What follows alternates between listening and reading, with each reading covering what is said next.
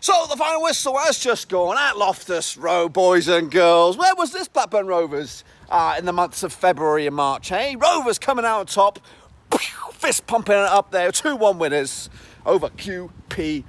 That's right, goals from the big bad boy DG up top. The veteran striker, forever young in my eyes, just gets better and better, like a good old fine wine.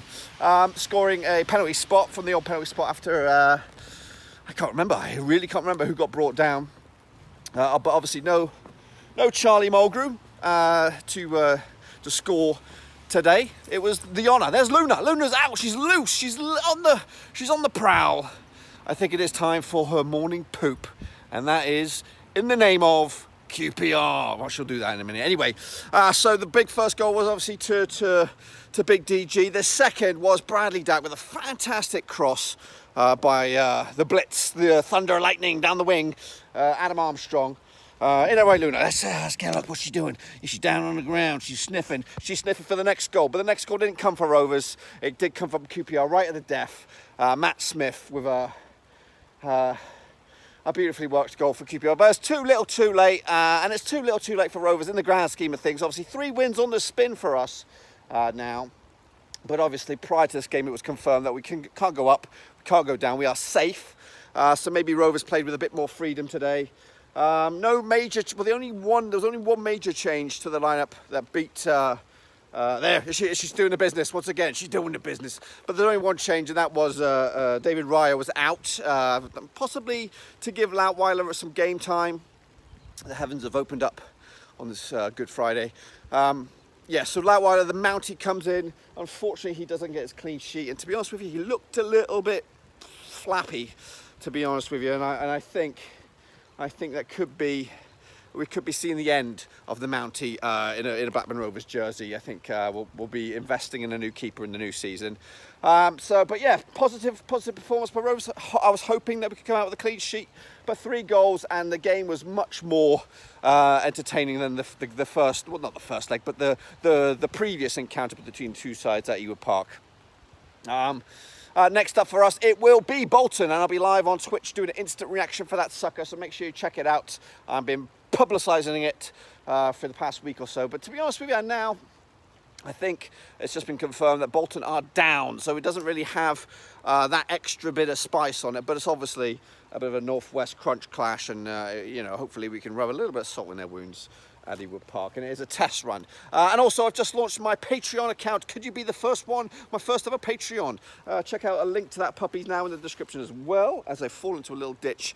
But Rovers, doing the business. Yeah, Adam Armstrong, phenomenal today. Electric pace. And I tell you now, Derek Williams and Darrell Lenihan look absolutely composed at the back. And to be honest with you, they could, depending on what goes on, they could be the future of our defence. They're both of reasonable age. Obviously, Lenihan is a youngster, maybe 23, 24. Williams is a little bit on the back end of the late 20s.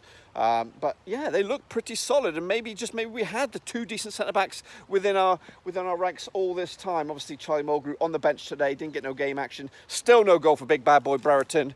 And the dog, she's gone. She must have bolted back indoors. But yes, massive win for us. Even though it doesn't really change anything for us, I think it's just good to get the consistency going, get the wins under our belt, and just finish as high as possible. I think the gaffer wants 60 points. And yeah, a decent turnout. 9 on the spin, 9 points on the road, or back to back for Rovers. And we got a chance to make it 12 on Monday, and you can catch me once again live. But yeah, I'm chuffed to bits, happy with that, and all in all, solid performance by Rovers. We've also got a bit of a heavy metal dude in the middle of the park, Lewis Travis. I remember in the pre-season he lunged at an Everton player and he took his leg off. I think officially he took a QPR's player's leg off today. Cousins was substituted after a monstrous tackle, which went uncarded. Travis went away with nothing on that one, but he looks like he can throw in a bit of a meaty tackle.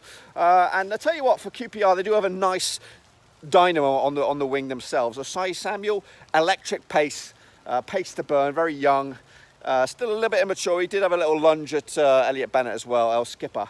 for the day. But all in all, Rovers doing the business, 2-1 win at Loftus Road. A little bit later on, we will do a detailed review of this match, take a look at the match stats, heat maps, and maybe even hear from the gaffer and what the fans have been saying. But all in all, Rovers, 3 more points, 2-1 win, and I'll be later on, I'll be back. Again, Twitch, Monday, Patreon, now available. Get in there, get involved, and I'll see you all very soon. Thanks again for watching. Please like, share, and most importantly, hit the subscribe button to keep you bang up to date with all things Blackburn Rovers related, championship related, football related. We've got it all covered right under one roof. And while I still have you, please be sure to check out some of the old videos scattered along here.